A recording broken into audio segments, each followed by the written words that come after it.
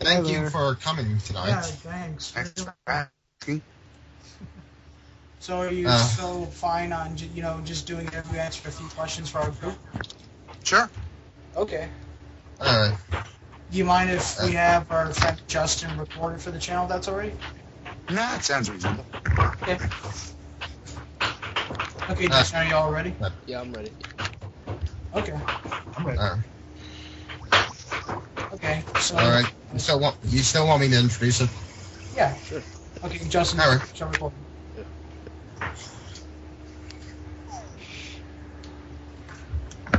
Okay, Justin, you ready to record? Yeah, start recording. Chris. Alright.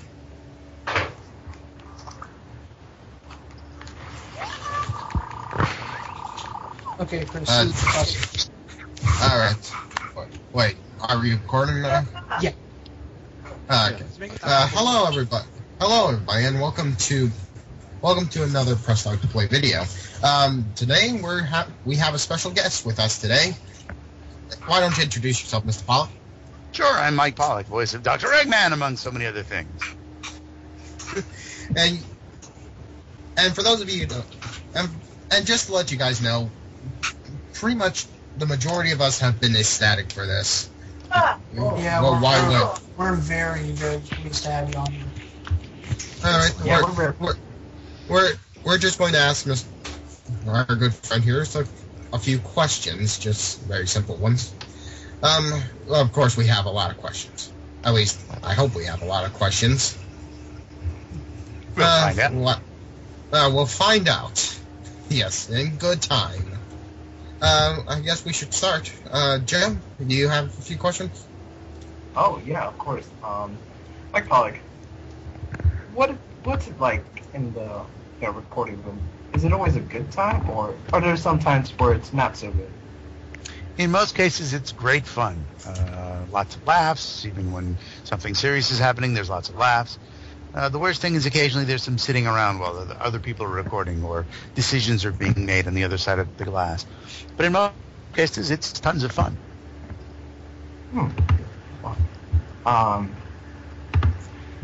Okay. How do radio and voice acting differ? Are there like certain factors that are different? Unless you're doing a radio drama, I would presume. Yeah, there are a few basic differences. In radio, you're generally speaking, if you're being a radio disc jockey or other air personality, you're usually speaking off the cuff unless you're reading either a newscast or sportscast or commercial copy. But in most cases, radio is a much more point-to-point medium where you're talking to one individual on the other side of the radio, theoretically.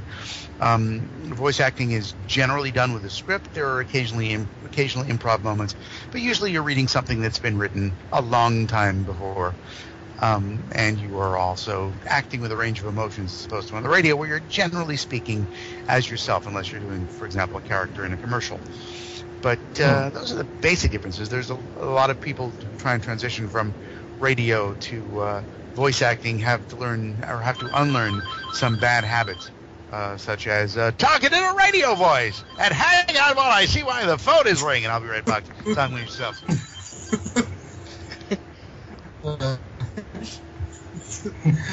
At least it wasn't his. At least it wasn't our phone, because I would have been really mad whoever did that. Yeah. Okay. Do you miss doing radio work? I assume you do a lot of voice acting, in a lot of TV shows. Do you miss doing work, for the radio stations and stuff? I assume you're a pretty busy voice actor and all. You gotta look in a lot of shows. Yeah, the big difference between radio and voice acting is radio tends to be more steady work. It's not guaranteed steady work, but generally you are hired by a radio station and you work there 5 days a week doing a shift, or occasionally you're part-time on the weekends with a specific recurring shift. But in the voice acting world, it's acting, so you're not guaranteed of steady work. You're always on the lookout for new and exciting jobs. If you're lucky, you'll get a job that records several times over. but very often it's a one-time commercial gig, and then you're off to look for a new job. So it's a very challenging life in that aspect, but it's great for short attention spans because it's always something new and exciting.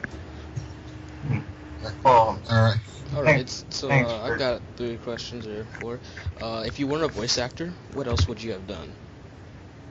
I'm still dabbling in the world of comedy writing, which I did for a while for radio.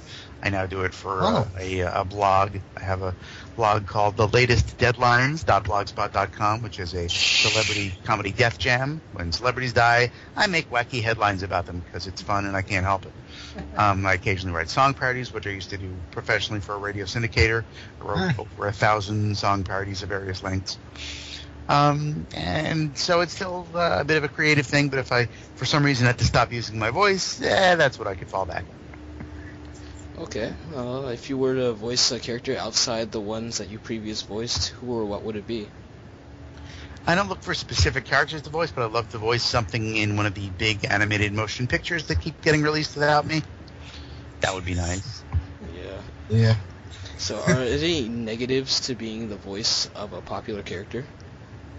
There's typecasting. There are plenty of people who have no idea that I do things other than that, and I do. I mean, I have dozens of other roles, and I do dozens of other voices, but most people are either surprised to learn that or are not interested in learning that. Yeah, you gotta be diverse, you know. Okay, so I got some. Since I guess you're most notable for being the voice of Eggman, how did you feel first about being his voice? I was recording some shows for 4Kids Productions. I was in Kirby Right Back At Ya and Ultimate Muscle, and as such, I was part of the 4Kids talent pool. So when they had a new show to cast, they would know who to call, and I was one of those people. And we had a super secret meeting among all the voice actors, which they hardly ever did. But they, among the announcements that they made at that meeting was the acquisition of a show entitled tentatively Project X, which it turned out was Sonic X. And little did I know, but they were very interested in convincing Sega that I should be the voice of Dr. Eggman. So they brought me in for an audition. They gave me samples of Dean Bristow to try and voice match. Spent a few days studying the voice. Went in and did some auditions and essentially parroted back the Dean Bristow voice that I heard, which was basically low and down here, and I'm Dean Bristow. Did that. Sega apparently not convinced. 4Kids brought me back in for a round of callbacks. Did the same thing. Dean Bristow. And after about the second round of callbacks, Sega was finally convinced, and I became the voice of Dr. Eggman. Oh, okay, so you basically shaped your voice to be, right? It started, if you'll listen to the first few episodes of Sonic X, it's a much more closer approximation of Dean Bristow. But as the series progressed and we realized we needed a little more room for comedy, the director and I agreed that we should have a few more highs and lows in the voice. So by the 4th or 5th episode, Eggman is closer to what you hear today with the very high highs and very low lows. Okay. And then the most surprising thing about Sonic X that many people don't realize is that I was also the voice of Ella the Maid. Oh, you were Ella the Maid? Like I said. Yes, I was Ella the Maid. It's very simple. That's that. Oh, jeez. God. I have never figured that out until now. Like I said. Joke about it in the comic book. Mm-hmm. That is range, man. You got range. Like I said, no one believes it. I could never believe that. Like, if someone told me, like, hey, Mike Pollock is voice of Maid in Sonic X, I was like, nah. Well, I think if Mike Pollock told it to you, you'd know then. I do a whole bunch of voices that sound nothing like Eggman, but no one wants to believe that. No one wants to believe. Okay, so would you ever consider leaving the role as Dr. Eggman ever? Not if I didn't have to. I love working. Okay. So Put the bread on the table. would you say that he's one of the most, like, characters you like to, enjoy doing the voiceover for? Like, one of those enjoyable? I like characters that make me laugh consistently, and especially in the later games and the upcoming Sonic Boom cartoon, there's a lot more comedy happening. But generally, I like characters whose voices make me laugh. So I still have a soft spot in my heart for Meat from Ultimate Muscle, because his just over-the-top truck driver voice is great fun to do. And also things like Ella the Maid, which is such a bit of stunt casting that it just amused me to no end. Oh, okay. So, this might be a little bit of controversial or weird one, but how did you feel about the voice and the direction of Dr. Eggman from the 2006 Sonic game? I spent about 3 hours recording that, so there's not much time to form any opinions. I walked in, I saw the character art, and I said, that's an interesting look. I read the script, and I said, that's a little darker than the comedy that I've been doing recently. So naturally, we had a little darker tone, because the comedic tone would not have worked. And I recorded my thing, and I walked out. Okay. That's good. I'm not paid to have opinions. I'm paid to do what I'm told. So, has there been any major changes that you've made to Eggman's voice over the years? Not consciously, other than when the script calls for a dramatic read, I give it a more dramatic sound. And when it calls for comedy, I give it comedy. The basic core voice has stayed the same, I would say, for most of the past 10 years. Okay. So, are there any voice acting that you're not proud of? No. Even in for example, the much hated Ratatouille ripoff of Ratatouille, I'm proud that I voiced about a dozen characters in there, and they're all fairly distinct voices. Interesting. Well, okay, so what other recent voices have you done? All sorts of stuff. I'm in a series of commercials for Health Source Rhode Island, the Rhode Island Obamacare website. Just did a spot for a new toy that is, a line of toys. That particular spot has not yet been released, so I can't divulge that, but it will be appearing in my YouTube channel when it's available online.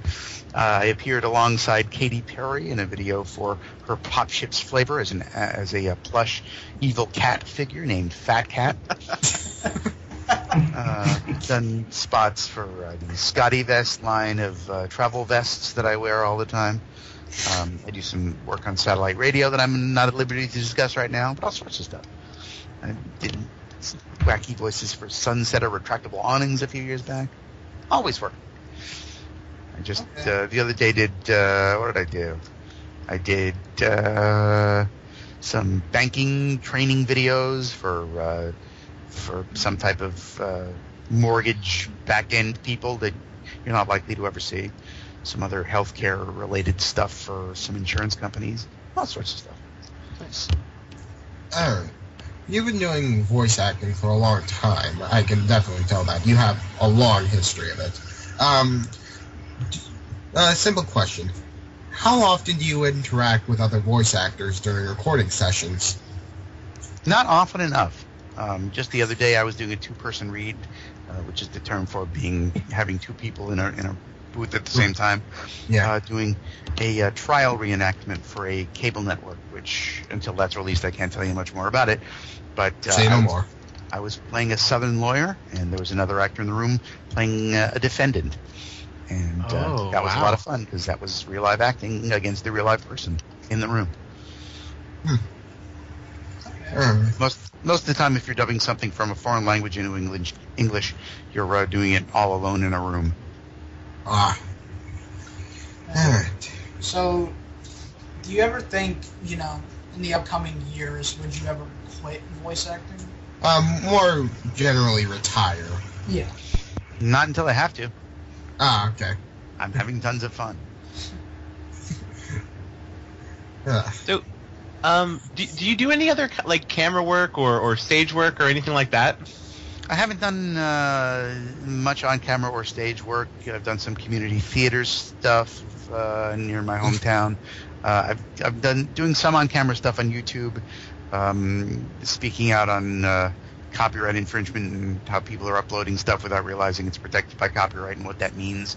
So I've gotten together with some YouTube people and some copyright lawyers and done some on-camera stuff. But generally, keeping behind a microphone is most comfortable. Okay. Well, I know nothing about that. It's on my YouTube channel, youtube.com/itsamic. Okay. And Everyone subscribe now. Plug. So you upload often on that channel? No, not usually, because most of the time I'm producing the stuff that I'm in, other people produce, and I will add it to playlists. But I don't generally create much video content of my own because I'm too busy working for other people. Okay. Understandable. Okay. Question. Since you're a freelancer, is it hard to find work around? It's extremely competitive. I audition dozens of times a month and book a few times a month. So, yes, it can be extremely challenging. There are some recurring gigs that are recording week after week, and that's spectacular. There are some other people who call me in a couple times a month because they have recurring stuff, but most of the time it's a lot of auditioning and being ignored. Okay. It's just the nature of the business. All right. Did you actually ever have a certain time, like, where you have like an example of like one of the hardest times it was to get a certain role and all? The past couple of weeks at the end of last year, for example, not a lot of work happening. I spent 2 weeks sitting at home with no auditions coming in, no work going out.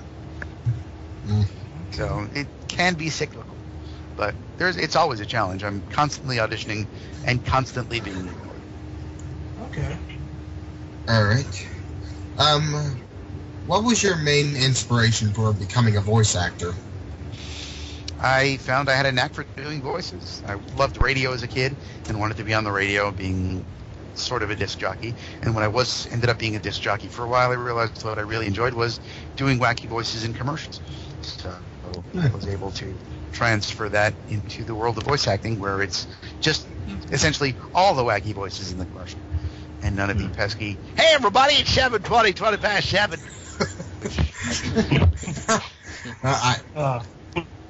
I'd listen to that. So question, Mr. Pollock, do you like to play characters in a one-shot work, or stick to a certain one?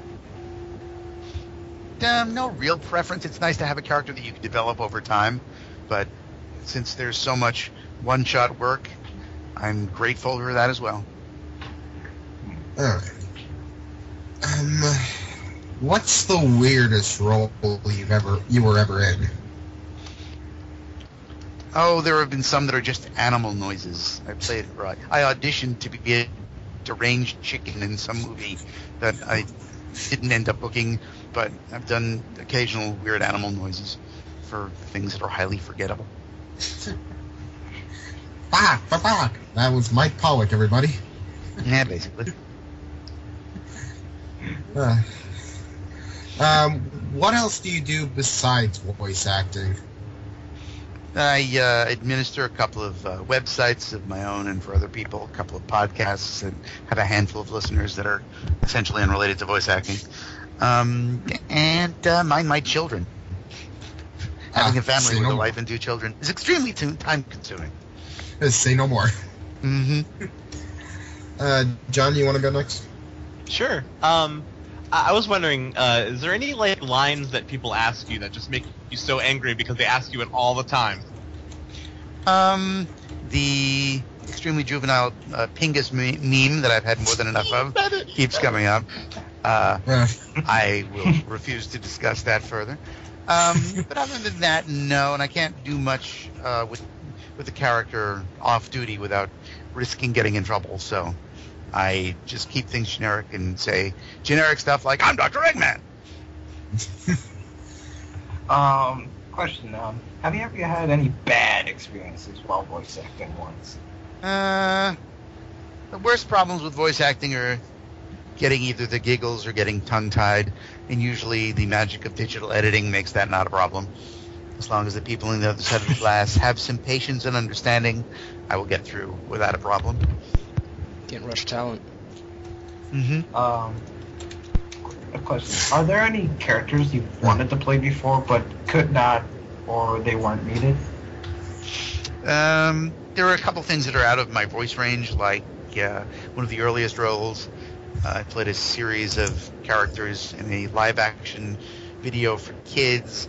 The video was footage of boats in New York Harbor with a loose storyline written around them, and they wanted me to play all the roles, including some women. And basically all the women ended up sounding essentially like Ella the Maid, which is not what they wanted. So they recorded me for those roles and ultimately hired someone else for them, for the women. And I ended up playing all the male characters. Right, so I have a question here, Mr. Pollock. Could you ever imagine voicing Dr. Eggman as the good guy? That's what the script says. I do what the script says, so sure. Oh. That's up to the writers.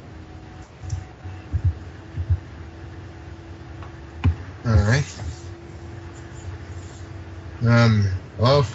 Anyone? Well, I was wondering, have you ever had, like, any, you would say, a feud with any, like, say you're either acting with someone and recording with, have you ever had, like, a disagreement with anybody? We're usually not together long enough for that to happen. The most I ever spent with anyone in a room is 4 hours. So, you're there to work. There's precious little downtime for extraneous chatting. So, no. There are a couple of directors who are just difficult to deal with, but I only have to deal with them when I'm there. And when I leave, I get paid. So, money soothes many wounds. Money soothes the soul. Exactly. It is the lubricant of many disagreements.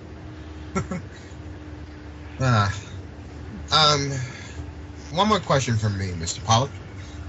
What do you have to say to anyone who wants to start a career in voice acting, either freelance or mainstay? Make sure that you get some acting training on a real live stage, whether it be school theater or community theater. Learn how to act with people, because when you're in voice acting world, you are many of the time going to be working alone, so you got to know how to pretend you're working with someone else even when you're not. Get yourself some voiceover coaching if you can. There are lots of people who do that either online or in person, so that you know the basics of what to do and how to do it. Get yourself a professional voice demo made, preferably more than one, because you can't expect to make money focusing on just one genre. So if you want to do animation and characters and gaming, that's great, but you had better have some experience and a demo for commercials, for narration, possibly for promo like I do, so that you can diversify and have as many people be willing to hire you for as many different things as possible. And probably most important of all, be prepared to deal with rejection, or in most cases, is being ignored. All right. Well, anyone else? well, I have two questions, actually. Yeah. What do you call it?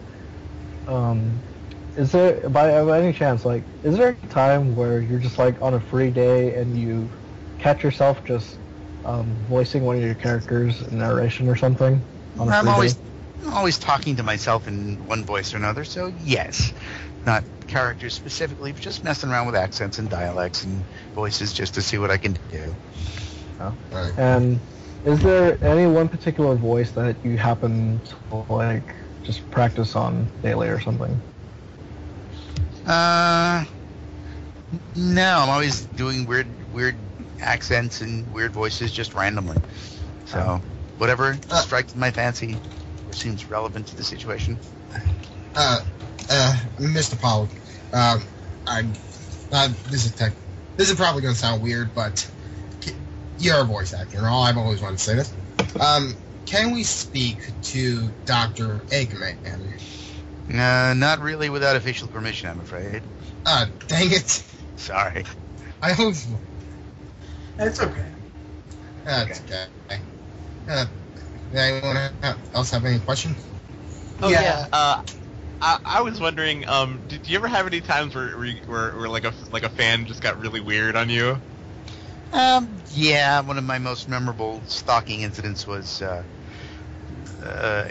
female fan who really was more interested in meeting the legendary Dan Green, but since I was the only one available, was willing to chat with me and meet me. So I said, "Tell you what, I was doing my radio syndication day job at the time and voice acting on the side, and as it happened, I was going to be doing some work between gigs at a Starbucks because I had some day job work to do in between.